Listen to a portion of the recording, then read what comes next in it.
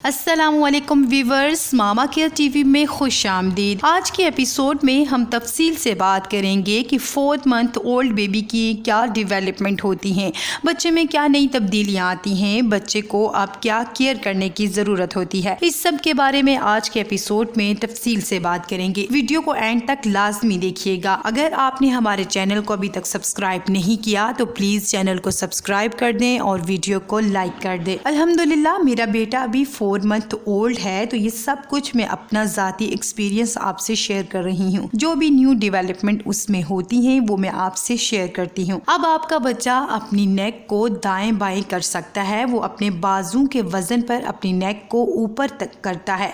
बच्चा पूरी तरह से करवट ले लेता है। अगर अब आप बच्चे को बिठाती हैं, बच्चा अपनी नेक को आराम से स्टे कर सकता है, और अगर बच्चे को पकड़कर खड़ा करना चाहें तो बेबी खड़ा भी हो जाता है।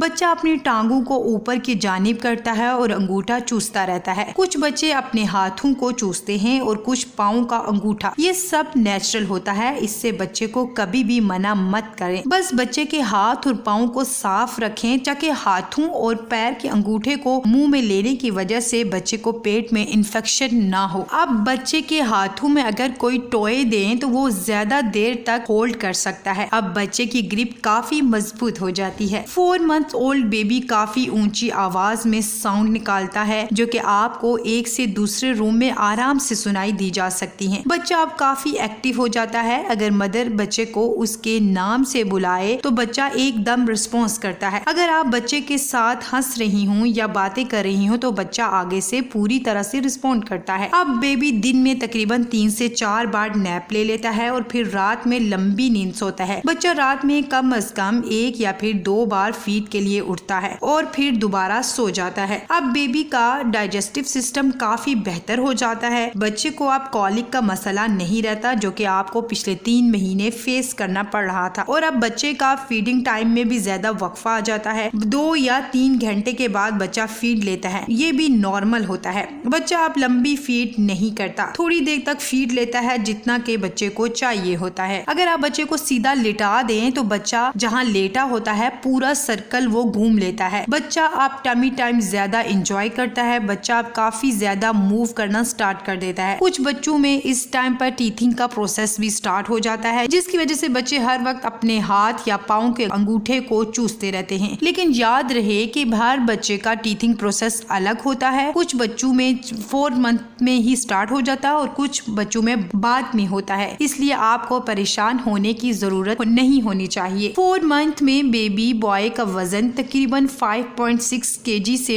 8.6 हो सकता है और बेबी गर्ल का 5.1 से 8.1 हो सकता है। अगर इससे कम है तो फिर आप डॉक्टर से लाजमी रुजू करें। बच्चे को माँ का दूध ही दें, क्योंकि माँ के दूध में बच्चे की तमाम तर ग़िज़ाई अज्जा मौजूद होते हैं। 6 माह से पहले बच्चे को कोई भी दूसरी ग़िज़ा मत दें, ना ही पानी दें। बच्चे को रोज मालिश करें और बाथ दें। बच्चे को हर वक्त पैम्पर में कवर मत रखें, कुछ देर खुला छोड़ दें। बच्चे को ज्यादा देर गीला मत रखें ताकि रैश ना हो। अगर रैश हो तो कोई भी रैश क्रीम का इस्तेमाल आप कर सकती हैं या फिर कोकोनट ऑयल का इस्तेमाल करें। बच्चे को साफ रखें। बच्चे के साथ ज्यादा से ज्यादा टाइम स्पेंड करें, इससे बच्चा हेल्दी और हैप्पी रहता है। हमने आज की एपिसोड में तफसील से बात की है कि 4 मंथ ओल्ड बेबी में क्या न्यू तब्दीलियां आती हैं और 4 मंथ ओल्ड बेबी को क्या केयर की जरूरत होती है। उम्मीद है आपको हमारी आज की एपिसोड से काफी हेल्प मिली होगी। अपना और अपने बच्चे